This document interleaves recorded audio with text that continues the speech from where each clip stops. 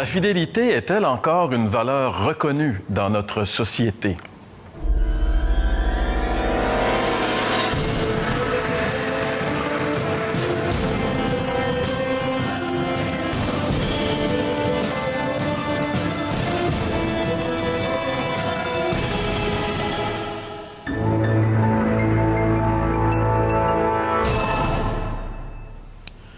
Bonjour et bienvenue à l'heure de la bonne nouvelle. Notre thème cette année, libérer pour vivre libre. Aujourd'hui, nous allons aborder un sujet qui cause énormément de difficultés, de problèmes dans notre société. On va parler d'infidélité, infidélité conjugale, divorce, enfin tout ce qui tourne autour de ce que la Bible appelle l'adultère. Et pour ce faire, j'ai le plaisir d'avoir mes collègues. François, bonjour. Bonjour Jean-Pierre. Ainsi que Jeff. Bonjour Jeff. Bonjour. Peut-être rappeler que notre thème cette année, libérer pour vivre libre, à partir des 10 commandements, c'est un peu paradoxal, mais on veut faire ressortir quelque chose de bien spécial. Oui, parce que c'est vrai qu'on parle de règlement, c'est pas toujours associé finalement à la liberté, mais Dieu ayant affranchi un peuple par lequel il va faire venir ce qu'il avait promis, un libérateur, va finalement leur montrer comment rester libre. Parce que les commandements, au fond, qu'il donnait à Israël, c'était comment maintenir, garder cette liberté que Dieu leur avait donnée. Mais ils vont la perdre. C'est ça, c'est bien d'être libéré, mais l'idée, c'est le défi, c'est de rester dans cette liberté. Rester libre. Ça, c'est le grand défi. Pour retourner vers notre folie. On peut dire, quand Dieu sauve quelqu'un, quand Dieu intervient dans la vie de quelqu'un, il nous délivre dans 3 différents aspects. OK? On peut s'en rappeler facilement en parlant des 3 P. Premièrement, il nous délivre de la punition du péché qui nous était dû quand Christ à la croix a payé de sa vie pour la rançon pour nos péchés. C'est ce que la Bible enseigne. Donc, on est délivré de la culpabilité, de la responsabilité de nos péchés, Christ ayant pris la punition. Deuxièmement, on peut parler de la libération de la puissance du péché, parce que lorsqu'on vient à lui pour recevoir ce pardon, eh bien, le Saint-Esprit habite en nous et on a une puissance pour nous délivrer de cette puissance, en fait, du péché. C'est pas qu'on ne pêche plus lorsqu'on est chrétien, lorsqu'on est sauvé, mais il y a vraiment une puissance d'être capable de rester libre par rapport à tous ces péchés qui nous rend esclaves. Et le dernier P, c'est la délivrance de la présence même du péché, c'est-à-dire que lorsque un jour on sera introduit dans la présence de Dieu, lorsqu'on est sauvé, eh bien là, il n'y aura plus le péché, il n'y aura plus ni les conséquences non plus du péché. L'adultère, c'est un péché? Bien sûr.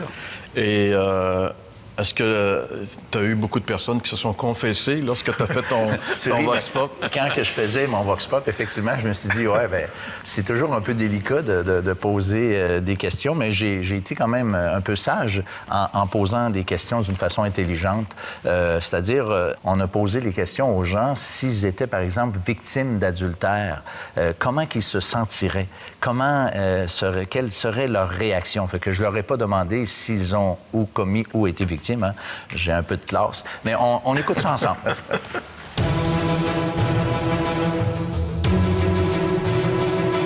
C'est quoi pour vous la définition d'un... Écoutez pas, madame, ça n'a pas de bon sens. C'est quoi la définition d'un adultère pour vous? Oui, adultère, j'imagine que c'est un péché chrétien qui consiste à avoir des relations sexuelles ou du moins sensuelles avec une personne autre que notre conjointe officielle. C'est finalement tromper le conjoint.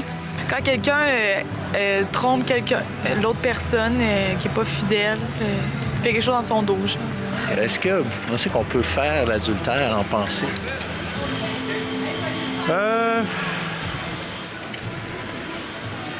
Peut-être que ça peut aller jusque-là.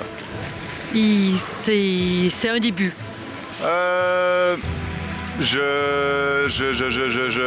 Albert Camus disait que les hommes se définissent par leurs actes. Je suis plutôt de ce côté-là, quoique je sais qu'il y a d'autres pensées philosophiques qui pensent que le péché peut être commis en pensée. Honnêtement, je suis plus du côté d'Albert Camus puis des actes. Comment tu réagirais? Quels seraient tes sentiments si toi-même tu étais victime d'infidélité? Je l'ai été, mais bon, c'est sûr que c'est difficile, ça fait très mal. J'aurais l'impression de m'être fait mentir un peu à tous les jours. Quels seraient tes sentiments? Si j'aime la personne, ça me ferait chier, ouais, c'est sûr. Ouais. beaucoup de colère, de peine, de déception. C'est très dur aussi pour l'estime de soi. Je réagirais très mal, ça c'est sûr. Ce serait la fin de la relation, probablement. Les statistiques confirment que le divorce ou l'infidélité est vraiment un problème social. Par exemple, on dit que le taux de divorce se maintiendrait autour de 50 % depuis la fin des années 80, donc ça fait quand même un bon bout de temps. Au Québec, on dit que les pourcentages enregistrés étaient de 47,4 % de divorce. On prévoyait en 2008 que 40,7 % des mariages se termineraient par un divorce avant la 30e année, 30e anniversaire du mariage. Peut-être aussi une idée là-dessus, c'est que en ce qui concerne les régions où il y a le plus de divorces, on dit qu'en 2008, c'était au Yukon où l'on enregistrait la plus forte proportion, c'est-à-dire 59,7 %, pratiquement 60 % des mariages se terminaient par un divorce. Et l'endroit où on en enregistrait le moins, c'était dans la région de Terre-Neuve-Labrador, où la moyenne est environ 25 %. Je ne sais pas si on peut tirer comme morale de tout ça que si vous voulez avoir un mariage qui tient longtemps, déménagez au Labrador.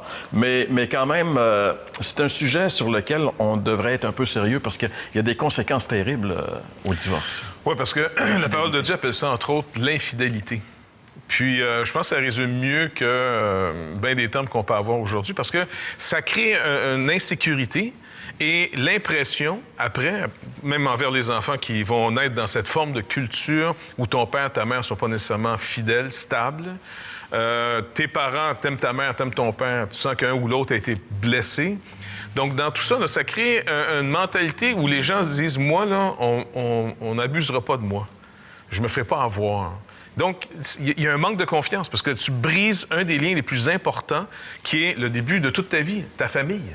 Et quand ça s'est cassé, qui va être fidèle après? Pourquoi, par exemple, les autorités civiles seraient fidèles? Pourquoi mes amis seraient fidèles? Pourquoi, alors, moi, je devrais être fidèle? Et je vous le dis, c'est vraiment, ça produit une culture. Ça fait des ravages terribles et ce qu'on appelle aujourd'hui les enfants téflon. Moi, je m'attache à personne, ça fait trop mal. C'est ça. Donc, l'idée de l'infidélité, comme tu viens de le mentionner, c'est peut-être ce qui fait aussi que dans nos sociétés, toutes ces commissions qui nous révèlent les abus qu'il y a au niveau des dirigeants politiques, etc., c'est justement que cette notion de confiance envers les élus, je devrais leur... tu sais, je veux dire, ils devraient me faire confiance et je mérite leur confiance, mais c'est des notions qui sont complètement disparues de notre société parce que, comme tu le disais, le premier exemple de confiance qu'un enfant doit avoir, c'est ses parents. Et s'il ne l'a pas eu, ben, je veux dire, tout le reste s'écroule. C'est intéressant. Et ce qui est encore plus intéressant, c'est ce que Dieu pense du sujet de l'infidélité. Et on voit le point de vue de Dieu au retour.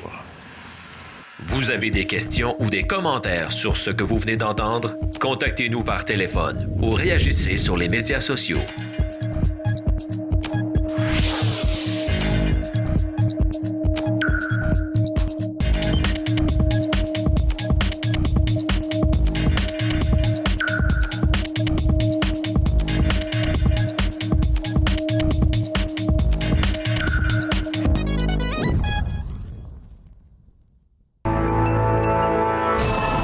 Eh bien, pour savoir ce que Dieu pense de l'adultère, il nous suffit d'ouvrir la Bible encore une fois dans le livre de l'Exode, chapitre 20, et on lit ici le verset 14 qui dit, en fait, c'est juste quelques mots, « Tu ne commettras pas l'adultère ». C'est ce que Dieu a à nous dire concernant l'adultère. Donc, si Dieu déclare dans sa parole et demande à l'homme de ne pas le commettre, c'est parce que Dieu sait les conséquences terribles et néfastes de l'adultère. Et peut-être, Jeff, tu peux nous parler un petit peu du sens véritable de l'infidélité. Bien, comme on avait parlé un petit peu dans l'introduction, c'est les effets que ça cause sont terribles pour une société parce que tout ce qu'on vit, tout ce qu'on va faire ensemble, il y a un lien qui est fondamental, c'est la confiance. L'amour, là, pour se développer, parce que l'amour, c'est quelque chose qui va se développer, qui va produire un fruit, bien, l'amour doit avoir comme base là, de la confiance. Si la confiance est brisée, c'est plus de l'amour. Là, les gens sont beaucoup plus dans la séduction, dans la manipulation, la technique, parce que je me protège. Mais pour qu'il y ait un amour, une relation authentique pour vrai, il faut que ça soit, on pourrait quasiment dire, l'amour se couche dans un lit de confiance. C'est trop beau, j'en reviens pas. Ouais, c'est romantique. Non, mais dans le sens, pense que je comprends. sans confiance, tu peux pas te développer. Un enfant peut pas apprendre s'il a pas confiance dans celui qui l'enseigne, par exemple. Donc, si les gens se disent « Ah, ben ça nous regarde, nous, les adultes, l'infidélité, puis écoute, c'est la vie. D'abord, c'est pas la vie, c'est la mort, tu sais. Mais l'enfant, lui, il prend ça comme une notion de base. Si tes parents sont fidèles et sont toujours ensemble, ça crée une grande sécurité dans ta vie. Donc, tu pars déjà avec une mesure d'avance sur celui qui a eu des parents infidèles. Parce que là, il va toujours chercher à des garanties. C'est pour ça que Jésus a dit « Ajoute pas à ton oui quelque chose. Que ton oui soit oui, que ton non soit non. » Si ta parole vaut quelque chose, elle vaut quelque chose. Exactement. Mais Jeff, moi, je trouve ça intéressant parce que j'ai grandi dans une famille, je suis le dernier d'une famille de 5 enfants, et j'ai jamais craint que mes parents se divorcent. Puis c'est pas parce que c'était des parents parfaits, mais je réalise de plus en plus avec le recul comment ça a été quelque chose de fondamental pour ne pas justement... j'étais satisfait avec ça. Il y a des conséquences. C'est rassurant. Oui, c'est absolument rassurant. Parce que Dieu, il est... Bon, on va le dire comme ça, il est vraiment contre le divorce dans le sens que il y a des consignes dans la parole pour le divorce. C'est pas parce que Dieu est déconnecté. Sauf que le projet de Dieu, le cœur de Dieu, pour ainsi dire, c'est pas le divorce. Et puis, dans le livre de Malachie, 2 versets super qui me touchent beaucoup, moi, personnellement, parce que, bon, ça fait 36 ans que je suis marié, et ça dit « L'Éternel a été témoin entre toi et la femme de ta jeunesse, à laquelle tu es infidèle, bien qu'elle soit ta compagne et la femme de ton alliance. » J'aime beaucoup ces versets, puis plus tard, un verset plus loin, Dieu dit « Je hais la répudiation, dit l'Éternel, le Dieu d'Israël, et celui qui couvre de violence son vêtement. » C'est Dieu, c'est pas dans le plan de Dieu, c'est quelque chose, c'est un drame. Et puis, tous ceux que je connais qui ont passé par là, ou des parents, des gens leurs parents sont passés par là, je vois les conséquences, on les voit les conséquences. Fait qu'on n'a pas besoin, j'allais dire, d'un bac en théologie pour accepter, réaliser que c'est pas bon. En soi, c'est un échec. Au mieux aller, c'est un échec. François, tu as cité un verset qu'on retrouve dans le livre du prophète Malachie. Et ce qui est dévoilé dans ce livre-là, finalement, c'est que à cette époque-là, en Israël, c'était la banalisation de l'infidélité. C'était plus grave dans la société. Jeff, tu parlais tantôt des enfants qui sont élevés dans un foyer où les parents sont fidèles et qui ont cette sécurité. Mais tôt ou tard, ces enfants-là vont être confrontés à la société qui n'a pas ces valeurs-là. Il va y avoir un combat là également, parce que la société dans laquelle on est a banalisé justement l'infidélité. Même s'il y a heureusement qu'il y a des exemples et qu'il y a des couples qui demeurent fidèles, c'est merveilleux, mais il faut que les gens réalisent que cette notion d'infidélité, elle est ancrée dans le cœur de l'homme. Tu sais, Jésus, à un moment donné, quand il est sur le sermon sur la montagne, puis il ramène la loi de Moïse, hein, vous avez entendu, alors il dit ici dans Matthieu 5, vous avez entendu qu'il a été dit, tu ne commettras pas d'adultère. C'est le verset qu'on vient de lire dans le livre de l'Exode. Eh bien, il dit, eh bien, moi, je vous déclare, tout homme qui regarde la femme d'un autre en la désirant a déjà commis l'adultère avec elle. Tu sais, Jésus va loin, il dit, si tu regardes une autre femme que la tienne et tu la convoites, que tu as un désir pour elle, eh bien, Jésus dit que tu as déjà commis l'adultère. C'est-à-dire que c'est pas juste dans l'acte, mais c'est dans la pensée. C'est juste pour démontrer jusqu'à quel point, je veux dire, c'est ancré profondément. Le péché, c'est ça, le péché. Et la loi, elle met en lumière ce que Jésus a fait. Il a mis le focus encore davantage pour dire, regarde, tu as besoin de pardon et tu as besoin de transformation. Et c'est ça, l'Évangile. C'est ce que nous annonçons à l'heure de la bonne nouvelle. C'est qu'il y a de l'espoir pour les gens qui n'ont jamais trouvé de satisfaction, les gens qui butinent de fleurs. Tu sais, c'est le cœur de l'être humain. Et c'est le cœur qui doit être changé. L'infidélité ne pourra jamais être changée si le cœur de l'individu n'est pas changé. Il n'y a pas de loi qui peuvent contrer ça. C'est pas une loi, c'est une transformation. Et ça, c'est merveilleux, c'est qu'il y a une solution à ce problème terrible. Et cette solution-là, nous, on croit que c'est l'Évangile, c'est la personne de Jésus qui vient dans une vie pour transformer cette vie. Et on vous en parle avec plus de détails dans un instant. Vous avez des questions ou des commentaires sur ce que vous venez d'entendre? Contactez-nous par téléphone ou réagissez sur les médias sociaux.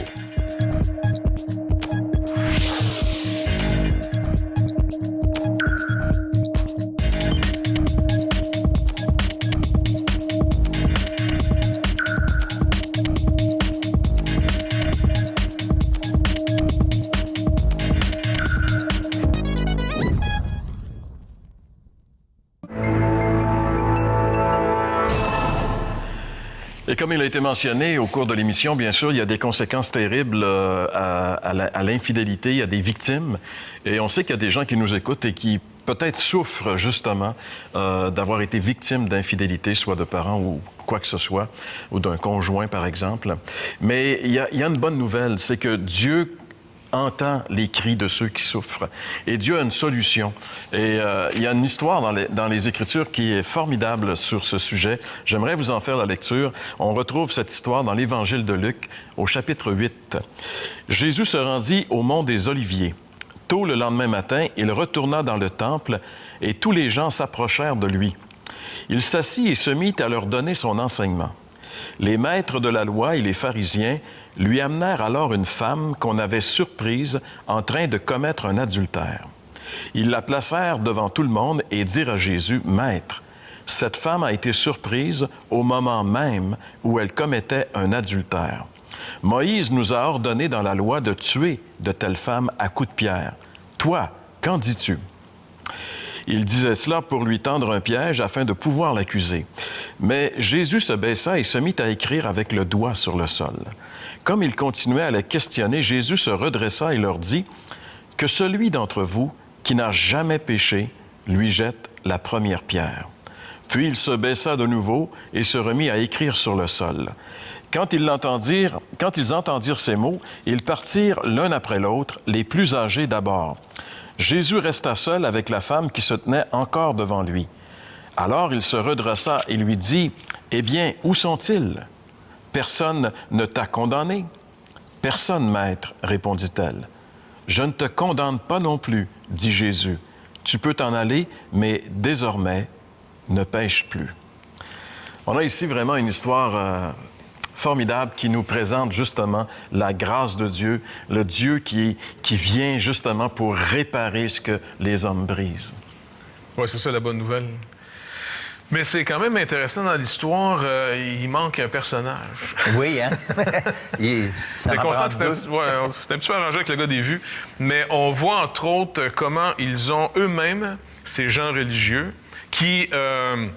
écoute, il ne nous est pas dit s'ils l'ont fait eux-mêmes.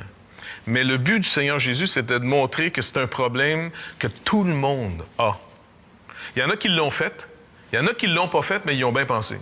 Ils ont envie de le faire. Ils ont envie de le faire, mais la crainte, ou je pense que c'est Nietzsche, quand il condamnait un petit peu l'éthique des chrétiens, puis il voyait qu'il y avait plus d'hypocrites là-dedans que des gens qui le faisaient par vertu.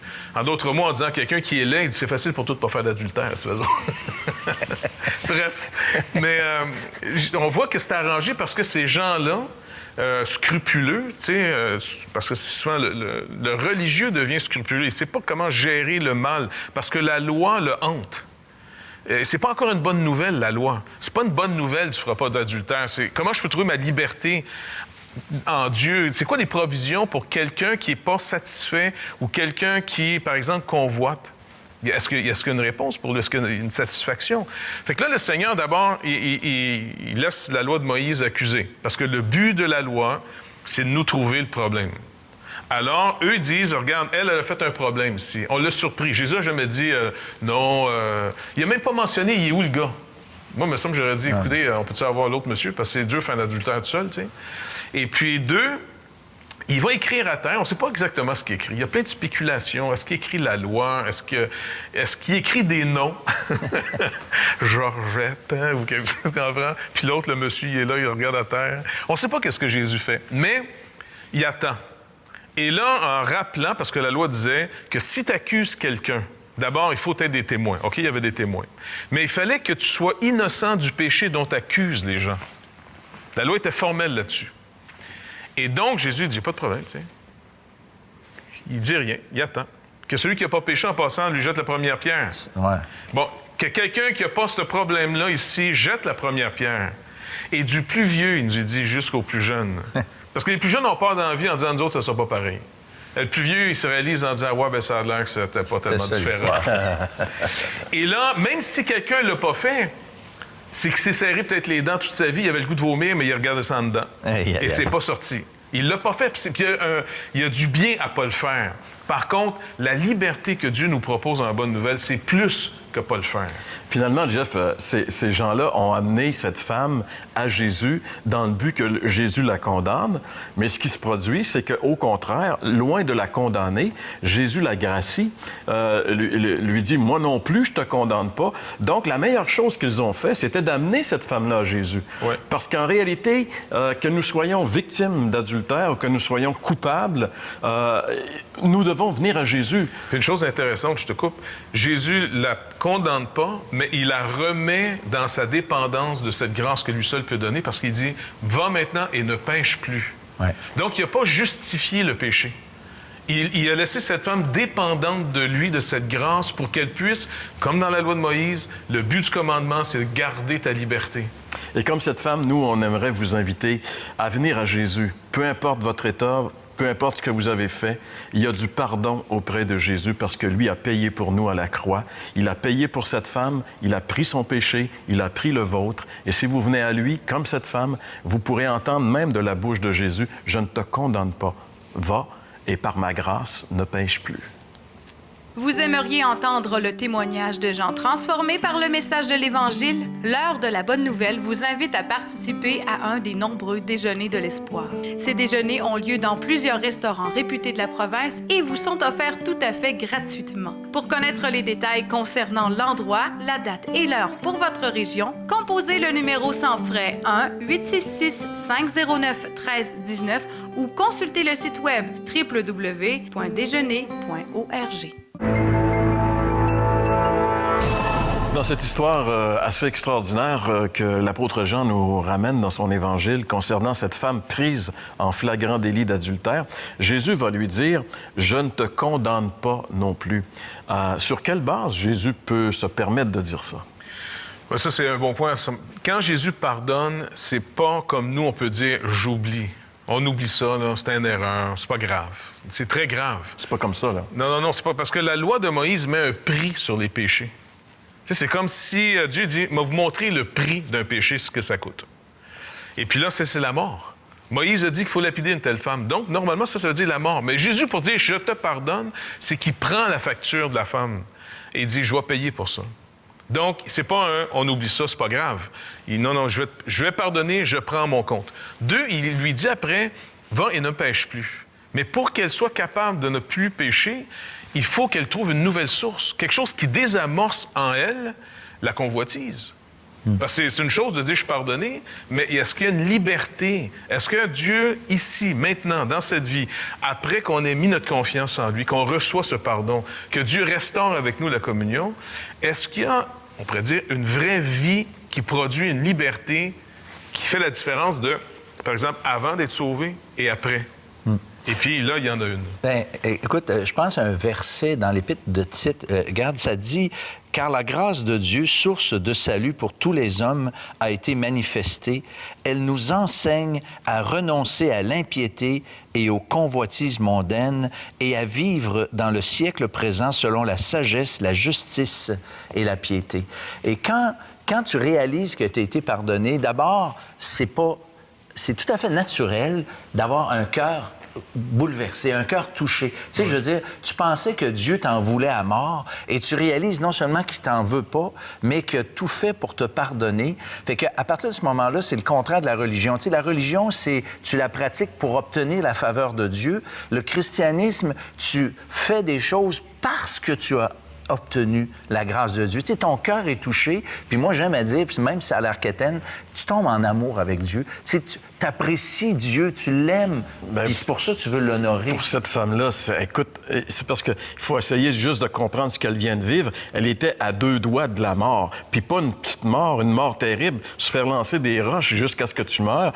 C'était horrible ce qu'il y avait devant elle. Et puis arrive ce personnage qui est Jésus, et puis lui, en fait, il l'a délivré. Alors, c'est évident que le reste de sa vie, cette femme-là va l'aimer. Et c'est ça qui va lui permettre d'avoir, comme tu disais tantôt, d'avoir cette liberté, de vivre dans la liberté. C'est parce qu'elle aime son sauveur, finalement, celui qui lui a évité cette mort atroce et qui lui a redonné une certaine notoriété jusqu'à un certain point. Elle était comme... c'était un torchon, cette femme-là. Elle était amenée là, tu sais, je veux dire, comme la plus vile des personnes. Et le Seigneur lui redonne, en réalité, une vie nouvelle. C'est sûr qu'elle a une reconnaissance éternelle envers son Sauveur. Et c'est cette grâce-là, cet amour nouveau que Dieu a mis dans sa vie qui va lui permettre de vivre. Et c'est ça, quand on parle de ce thème que nous abordons cette année à partir de la loi, libéré pour vivre libre, c'est la grâce qui se manifeste dans la personne et dans l'œuvre de Jésus. On aimerait tellement ça que chacun de vous qui nous écoutez puissiez expérimenter ce que ça signifie connaître la grâce de Dieu. Car cette grâce, comme François vient de nous le lire, nous enseigne à vivre différemment. C'est le plus grand des pédagogues, le plus puissant, et c'est l'amour de Dieu pour chacun d'entre nous. Il ne faut pas s'en priver. Vous pouvez, tel que vous êtes, là où vous êtes, vous nous écoutez peut-être depuis quelques semaines, et puis peut-être que pour vous, le temps est venu maintenant de dire, moi, j'aimerais connaître ce que ces gens-là ont et ce dont ils nous parlent. Bien, c'est possible pour vous. Il n'y a pas de différence pour Dieu entre nous et vous. Il vous aime comme il nous aime. Tout ce que vous avez à faire, c'est de vous tourner vers lui et de l'inviter à venir dans votre vie et de l'aimer comme lui, il vous aime. C'est ce qu'on vous souhaite et on a encore beaucoup de choses à vous dire dans une autre émission de l'heure de la bonne nouvelle la semaine prochaine.